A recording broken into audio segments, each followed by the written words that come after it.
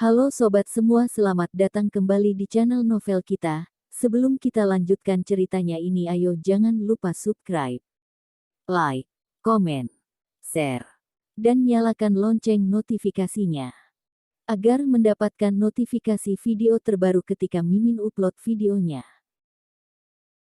Dr. Stranger Thomas Kin, bab 79 berbicara tinju. Ricky yang semuanya berwajah sedih, mengambil gaji 1 bulan keluar, memberikannya kepada Andre Y.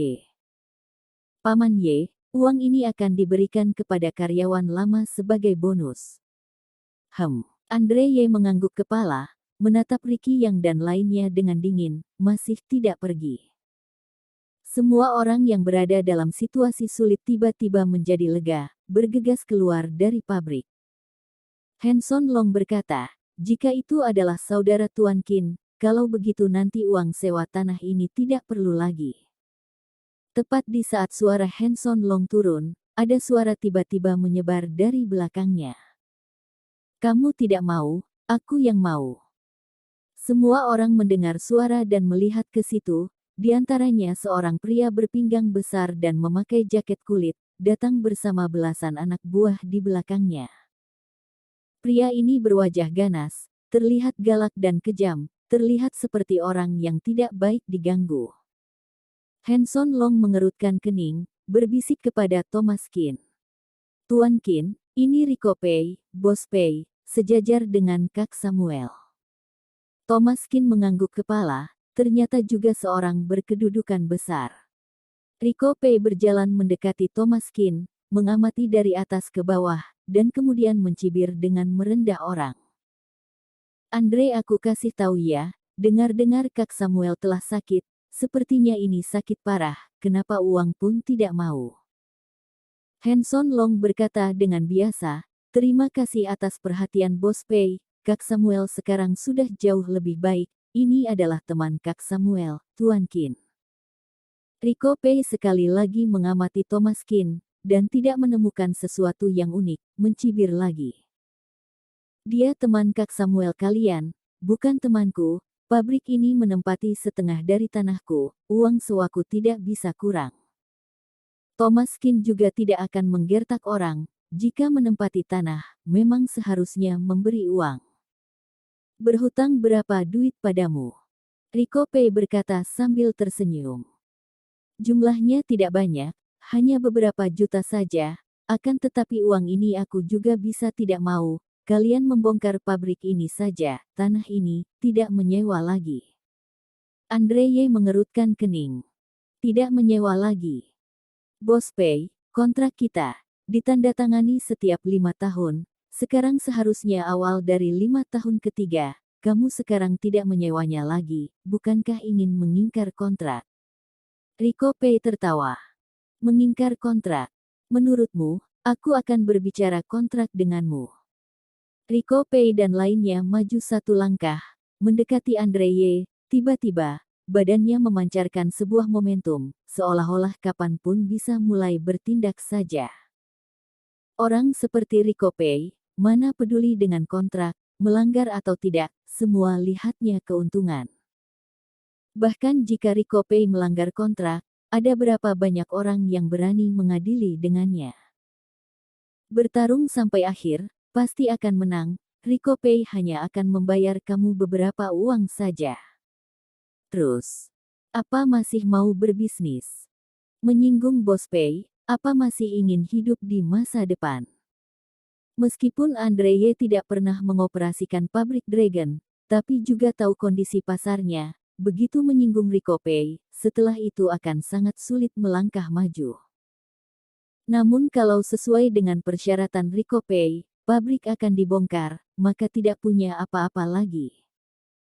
Thomas Kin mencibir, tidak berbicara kontrak, berarti apa yang dibicarakan? Rico Pei merasa menarik, mendekati Thomas Kin, mengangkat tangannya, mengepalkan tinjunya, dan membuat suara bunyi retak. Tentu saja berbicara tinju. Thomas Kin membawa ekspresi menyenangkan, keras juga kepalan tanganmu. Rico Pei sedikit terkejut, perkataan Thomas Kin membawa rasa provokatif, menarik dan benar-benar sangat menarik. Ekspresi Hanson Long sedikit berubah, berkata, "Bos Pei, Tuan Qin ini adalah dokter dewa, tolong tunjukkan rasa hormatmu sedikit." Rico Pei mencibir, "Ternyata seorang dokter, apakah dokter sekarang semuanya begitu percaya diri kah?" Rico Pei mengambil sepotong kayu dari tanah, berjalan ke meja gergaji mesin, menekan tombolnya. Gergaji mesin berbentuk bulat mulai berputar dengan kecepatan tinggi. Rico Pei dengan lembut mendorong kayu itu. Dr. Stranger Thomas Qin, bab 80 membelah gergaji dengan tangan kosong. Zits zits zits. Kayu kena gergaji mesin, telah digergaji menjadi dua potongan. Rico Pei berbicara dengan wajah ekspresi sarkastik.